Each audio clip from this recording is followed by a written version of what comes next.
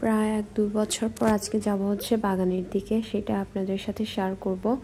অবশ্য ওইভাবে যাওয়া হয়ে ওঠে না, তো হঠাৎ করেই যাওয়া, সেটাই আপনাদের সাথে আজকে শেয়ার করব। হ্যালো এভরিওয়ান, সবাইকে নমস্কার। আগস্টর বাংলাবা। আজকে সকাল সকাল আমরা বের হয়ে যাচ্ছি আমাদের বাগানের দিকে। এই তো কথা বলতে বলতে আমরা বাজারে পৌঁছে গেছি। আমরা পানি থেকে শুরু করে আমাদের যা যা দরকার সেগুলো নিয়ে আবার আমরা চলে যাচ্ছি আমাদের গন্তব্যের দিকে। এখন হচ্ছে আমরা আমাদের পুরনো বাগান একটা আছে, ওইটা ফেলে আরেকটাতে যাচ্ছি। ফার্স্টে ভিতরেরটাতে যাব, তারপর হচ্ছে ব্যাক করে আবার আরেকটাতে যাব। এই তো আমরা সেখানে পৌঁছে গেছি। এখন হচ্ছে বাগানের ভিতরে যাব। ভিতরে যাওয়ার সাথে সাথে আম পাড়া শুরু করে দিয়েছি। অনেকগুলো আম পেড়েছিলাম এখান থেকে, তবে সেখানে পিঁপড়া ছিল, যার কারণে আমি কামড়ও খেয়েছিলাম। তারপর সেখান থেকে আম পাড়া শেষ করে আবার নিচে যাব।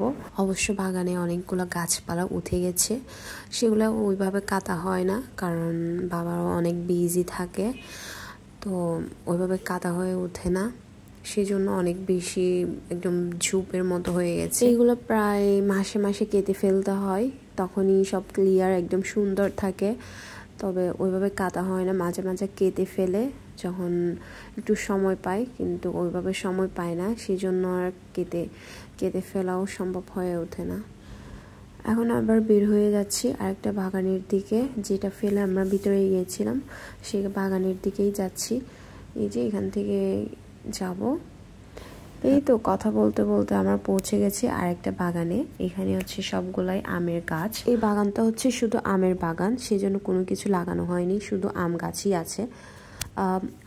একটু আগে যে বাগানে গিয়েছিলাম সেখানে মিক্স আছে, আমের গাছের পরিমাণটা একটু বেশি, তবে সেখানে কাঁঠালের গাছ এবং কলার গাছ আরও অনেক কিছুর গাছ আছে, মিক্স আর কি। এখন আমরা দুপুরের খাবার খেয়ে নিব, খাওয়া দাওয়া শেষ করে তারপরে আম পাড়বো।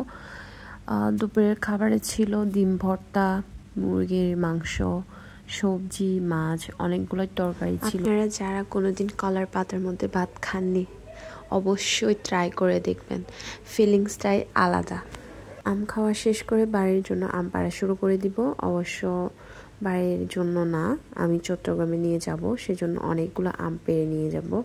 কয়েকদিন পর আমার ফাইনাল এক্সাম শুরু হয়ে যাবে, বাড়িতে আসাও হবে না আর আম খাওয়াও হবে না, তো একসাথে অনেকগুলো নিয়ে যাব। অবশ্য এই বছর অত বেশি আম ধরেনি, খুব কমই ধরেছে। এই তো আমি আম ছেঁড়া শুরু করে দিয়েছি। নিজ হাতে আম ছেঁড়ার মজাটাই আলাদা। এই যে কত কষ্ট করে আমটা পারলাম, পারার পর দেখি যে সবই পোকা, তখন আর কি করার, হাসা ছাড়া আর কি করার থাকে।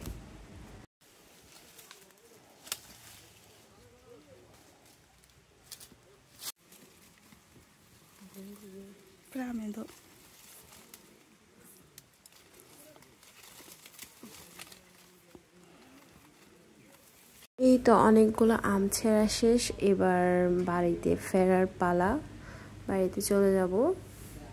ওই যে দেখা যাচ্ছে ওইটা আছে বাবার টিউবওয়েল আর কি, পানি খাওয়ার জন্য। বাবা বারবার কল দিয়ে বলছিল যে সেখান থেকে পানি নিয়ে খাওয়ার জন্য, পরে গিয়ে দেখি যে পানি তো দূরের কথা, খুলে চলে আসছে। এই যে বাড়িতে আসার পর আমার আমের অবস্থা, কতগুলা আম নিয়ে আসছে। এই তো আজকে এইটুকুই, আবার দেখা হবে নতুন কোনো ভিডিও নিয়ে। Thank you for watching this video, by.